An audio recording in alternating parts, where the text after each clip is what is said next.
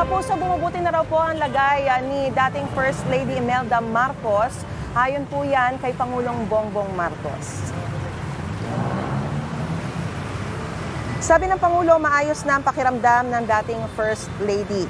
Pero mananatili raw muna siya sa ospital para makapagpahinga at matutukan ng mga doktor. Sabi naman ni Senadora Amy Marcos, wala nang lagnat ang kanilang ina.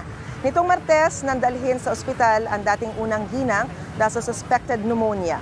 Mamaya, kukumustahin natin ang kanyang lagay sa ating panayam kay Senadora Amy Marcos. Mga kapuso, para una ka sa mga balita, mag-subscribe sa GMA Integrated News sa YouTube. Sa mga kapuso abroad, subaybayan niyo po kami sa GMA Pinoy TV at sa www.gmanews.tv.